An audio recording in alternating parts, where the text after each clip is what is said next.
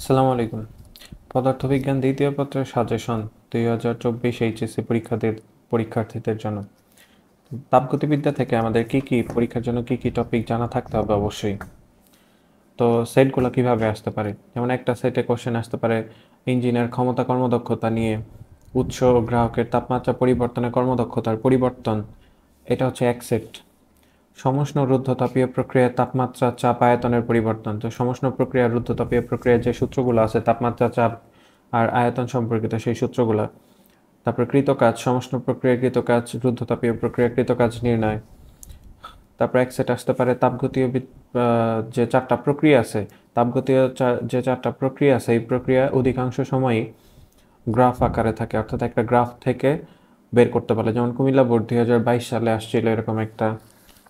তো এই কোশ্চেনগুলো ভালো করে দেখতে হবে, বোর্ডের কোশ্চেনগুলো ভালো করে দেখতে হবে যে তাপগতীয় চারটা প্রক্রিয়া থেকে কি টাইপের কোশ্চেন আসে। গ্রাফ সম্পর্কিত গাণিতিক সমস্যা, মানে তাপগতীয় যে চারটা প্রক্রিয়া গ্রাফ দিয়ে দেয়, সেই গ্রাফ থেকে হচ্ছে কৃতকাজ বের করতে বলে। এক সেট আসতে পারে মোলার আপেক্ষিক তাপ, যেমন del Q is equal to M S delta theta বা এম এল ভি বা del Q is equal to M L F.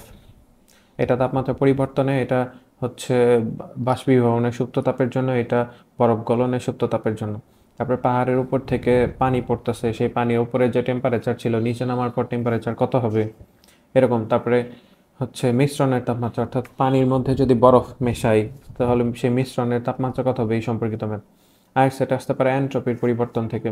এনট্রপির পরিবর্তন, মিশ্রণের এনট্রপির পরিবর্তন, যেমন পানি আর বরফ একত্রে মিক্সড করলে মিশ্রণের তাপমাত্রা কত, সেই তাপমাত্রা বের করার পর তারপরে এনট্রপির পরিবর্তন কত হয় সেটা বের করতে হবে। কার্যচক্র হতে কর্মদক্ষতা ও এনট্রপির পরিবর্তন বের করতে বলতে পারে। কার্যচক্র থেকে মানে সমষ্ণ প্রসারণ প্রক্রিয়া, সমষ্ণ সংকোচন প্রক্রিয়া, এনট্রপির পরিবর্তন। রুদ্ধতাপীয় প্রক্রিয়ায় তো এনট্রপির পরিবর্তন হয় না। এরপর স্থির তড়িৎ। স্থির তড়িতে এক সেট থাকতে পারে বল, প্রাবল্য, বিভব সম্পর্কিত। তো এখানে চিত্রগুলো দেওয়া আছে, যেমন এখানে একটা ত্রিভুজ দেওয়া আছে, বি আর সি বিন্দুতে দুইটা আধান আছে, এ বিন্দুতে লব্ধি বল বের করতে বললো, বা এ বিন্দুতে একটা আধান স্থাপন করতে হবে, যে আধানটা এই বিন্দুতে স্থির থাকবে। স্থির থাকার শর্ত হচ্ছে এটার সাথে এটার বিকর্ষণ, এটার সাথে এটার বিকর্ষণ কাজ করতে হবে, তাহলে লব্ধি বিকর্ষণ উপরের দিকে। তাহলে এখানে কি পরিমাণ, মানে এম ভরের একটা বস্তু এখানে ঝোলানো থাকবে, তার মধ্যে কি পরিমাণ আধান থাকলে এটা এই বিন্দুতে স্থির থাকবে, এরকম টাইপের কোশ্চেন আসতে পারে। এই চতুর্ভুজের তিন বিন্দুতে যে কোনো আধান দেওয়া থাকবে, ডি বিন্দুতে বললো প্রাবল্য কত বা ডি বিন্দুতে বিভব কত। তো এখানে চতুর্ভুজের যে সমদ্বিখণ্ডক বিন্দুগুলো আছে, সমদ্বিখণ্ডক যেটা আছে, এই ও বিন্দুতে প্রাবল্য কত, বিভব কত। তারপর একটা ত্রিভুজ থাকতে পারে, ত্রিভুজের মধ্যমাতে হচ্ছে প্রাবল্য বা বিভব কত। তো কিউ1 কিউ2 দুইটা আধান আছে, এদের মধ্যবর্তী দূরত্ব ডি। তো এই দুইটা আধানের মধ্যবর্তী কোন স্থানে একটা একক ধনাত্মক আধান রাখলে সেটি কোনো বল অনুভব করবে না, বা কোন স্থানে প্রাবল্যের মান শূন্য হবে এই সম্পর্কিত। বৃত্ত থাকতে পারে, বৃত্ত বি অবস্থান সি এ, তো কোন পয়েন্টে প্রাবল্যের মান কত, বিভবের মান কত, এগুলা বের করতে পারে। তারপরে সি আর ডি কে একটা পরিবাহী তার দ্বারা যুক্ত করলে আধান কোন কোন বিন্দু থেকে কোন বিন্দুতে যাবে, এটা ডিপেন্ড করবে হচ্ছে বিভবের উপর, কোথায় বিভবের মান কম কোথায় বেশি। এরপর এক আসতে পারে ধারক, ধারকত্ব থেকে, অর্থাৎ এই পার্ট থেকে একটা, আরেকটা আসতে পারে ধারকত্ব থেকে। তাপগতিবিদ্যা আর স্থির তড়িৎ থেকে দুইটা কোশ্চেন আসতে পারে, আর সবগুলা থেকে একটা একটা আসার সম্ভাবনা বেশি ঢাকা বোর্ডের ক্ষেত্রে। ধারক, ধারকত্ব, ধারকের শক্তি, একক আয়তনে সঞ্চিত শক্তি, ধারকের সমবায় মানে তুল্য ধারকত্ব শ্রেণীতে কেমন হবে, সমান্তরালে কেমন হবে, প্রত্যেক ধারকের আধান, মানে শ্রেণীতে সাজানো আছে বা সমান্তরালে সাজানো আছে, প্রত্যেক ধারকের আধান কত, প্রত্যেক ধারকের বিভব পার্থক্য কত, শক্তি নির্ণয় করা জানতে হবে। আর এটা সেটা আসতে পারে তড়িৎ দ্বিমেরুর ক্ষেত্রে প্রাবল্য বিভব আসতে পারে, তড়িৎ দ্বিমেরুর ক্ষেত্রে প্রাবল্য বিভব। এরপর চলতড়িৎ। চলতড়িতে আসতে পারে সার্কিটের তুল্য রোধ, প্রত্যেক রোধের তড়িৎ প্রবাহ নির্ণয়, বিভব পার্থক্য নির্ণয়, প্রত্যেক রোধে কি পরিমাণ তাপ উৎপন্ন হচ্ছে সেটা। এক সেট আসতে পারে জুলের তাপীয় ক্রিয়া, H is equal to I square R T বা V square by R into T বা ভিআইটি এই সম্পর্কিত। M S delta theta, H এর পরিবর্তে কিন্তু এম এস ডেল্টা থিটা লেখা যায়, সেটা is equal to I square R T V square by R into T is equal to V I T, এই সম্পর্কিত ম্যাথ থাকতে পারে উদ্দীপক দিয়ে। এক সেট কারশফের সূত্র থেকে আসতে পারে, কারশফ সূত্র ব্যবহার করে তড়িৎ প্রবাহ নির্ণয়। হুইটস্টোন ব্রিজ থাকলে প্রত্যেক রোধের তড়িৎ প্রবাহ বের করার জন্য কারশফের সূত্র ইউজ করা যায়। সাম্যাবস্থা P/Q = R/S সূত্র। চতুর্থ, প্রথম, দ্বিতীয়, তৃতীয় বাহুতে কত রোধ কিভাবে যুক্ত করলে সার্কিট সাম্যাবস্থায় আসবে? পারশফস ল থেকে। এক সেট আসতে পারে অ্যামিটারের পাল্লা বৃদ্ধি, গ্যালভানোমিটার বা শান্ট, তড়িৎ প্রবাহ, তুল্য রোধ নির্ণয়। মানে হচ্ছে সার্কিট একটা অ্যামিটার দেওয়া থাকবে, তো অ্যামিটারের একটা পাল্লা দেওয়া থাকবে, তারপর ওই সার্কিটের তড়িৎ প্রবাহ অ্যামিটার পাল্লার থেকে যদি বেশি দেওয়া হয় তাহলে কি ব্যবস্থা গ্রহণ করলে অ্যামিটারটাকে বাঁচানো যাবে? কারণ সার্কিটের তড়িৎ প্রবাহ এর তুলনায় যদি অ্যামিটারের পাল্লা কম হয় তাহলে অ্যামিটারটা পুইরা যাবে। তো অ্যামিটারকে বাঁচানোর জন্য কি ব্যবস্থা গ্রহণ করা যেতে পারে? এরকম টাইপের কোশ্চেন। গ্যালভানোমিটারের সাথে শান্ট, তো গ্যালভানোমিটারের ঘটনাটাও অ্যামিটারের মতো। এরপর ভৌত আলোক বিজ্ঞান। ভৌত আলোক বিজ্ঞান এক সেটে আসতে পারে ব্যতিচার, পর্দার দূরত্ব, চিরের মধ্যবর্তী দূরত্ব, তরঙ্গদৈর্ঘ্য নির্ণয়, কৌণিক বিস্তার নির্ণয়, গঠনমূলক ও ধ্বংসাত্মক ব্যতিচারের শর্ত, এনতম উজ্জ্বল এনতম অন্ধকার দূরার দূরত্ব। তো এই সম্পর্কিত কোশ্চেন ব্যতিচার থেকে থাকতে পারে। অপবর্তন থেকে থাকতে পারে একক চিরের দরুন অপবর্তন, বহু চিরের দরুন অপবর্তন বা ফ্রেনেল শ্রেণীর অপবর্তন। তো কৌণিক বিস্তার, এনতম চরম বা অবম হওয়ার শর্ত কি?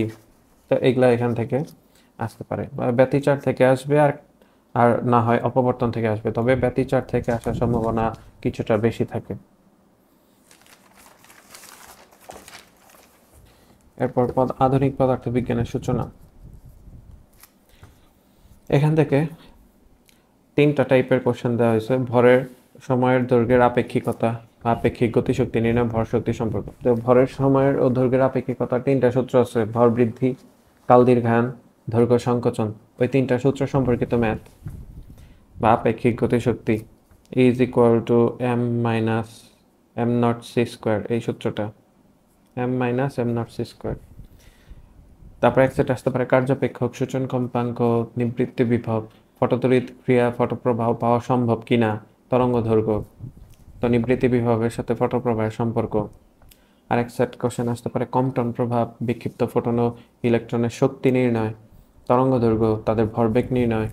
সিলেট বোর্ড 2017-তে এরকম একটা কোশ্চেন আসছিল, বিক্ষিপ্ত ও প্রক্ষিপ্ত ফোটনের ভরবেগ, ফোটন ও ইলেকট্রন। পরমাণু মডেল, নিউক্লিয়ার পদার্থবিজ্ঞান থেকে আসতে পারে কক্ষপথের শক্তি, ব্যাসার্ধ, কত শক্তি শোষণ বা বিকিরণ করবে, উচ্চ বা নিম্ন শক্তি স্তরে আসবে, তরঙ্গ দৈর্ঘ্যের বর্ণ। কেমিস্ট্রিতে এগুলা আছে। এক সেট আসতে পারে অর্ধায়ু, গড় জীবন ক্ষয় ধ্রুবক, n% ভাঙতে, মানে ধর 20% ভাঙতে কত সময় লাগবে, বা কত সময় পর 20% অবশিষ্ট থাকবে, কতটি পরমাণু অবশিষ্ট থাকবে, ভাঙনের হার। এই অর্ধায়ু থেকে একটা আসবে। আর একটা আসতে পারে ভর ত্রুটি, বন্ধন শক্তি, নিউক্লিয়ন প্রতিবন্ধন শক্তি, নিউক্লিয়ার বিক্রিয়া বন্ধন শক্তি কী হবে, নিউক্লিয়ার বিক্রিয়ায় ভর ত্রুটি নির্ণয়। তারপরে আলফা কণা, বা এখানে আলফা কণার পরিবর্তে অনেকগুলো মৌলের কথা বলে থাকতে পারে, যেমন আয়রনকে ভাঙতে পারবে কিনা নিউক্লিয়ার বিক্রিয়া হতে প্রাপ্ত শক্তি থেকে। মানে একটা নিউক্লিয়ার বিক্রিয়া থেকে সেটার থেকে ভর ত্রুটি নির্ণয় করব, তারপর বন্ধন শক্তি বের করব, সেই বন্ধন শক্তি থেকে আয়রনকে, তারপরে আলফা কণা, এগুলাকে ভাঙতে পারবে কিনা। তো বোর্ডে এরকম টাইপের কোশ্চেন আসছিল। এক সেট আসতে পারে সেমিকন্ডাক্টর, ইলেকট্রনিক্স, সুইচ ও অ্যাম্পলিফায়ার হিসেবে যে ট্রানজিস্টরের ব্যবহার, এটা খুব ইম্পর্ট্যান্ট, অ্যাম্পলিফায়ার হিসেবে যে ট্রানজিস্টরের ব্যবহার। অর্ধপূর্ণ ব্রিজ রেকটিফায়ার। তারপরে এক সেট আসতে পারে emitter current, collector current, base current নির্ণয়, ভোল্টেজ লাভ বা ভোল্টেজ গেইন, প্রবাহ লাভ, তারপর প্রবাহ বিবর্ধন গুণক আলফা, ক্ষমতা লাভ, পাওয়ার গেইন। এখান থেকে আসতে পারে। বা সংখ্যা পদ্ধতি থেকে যদি আসে, বাইনারি গুণভাগ আছে, ন্যান্ড নরের সার্বজনীনতা আছে।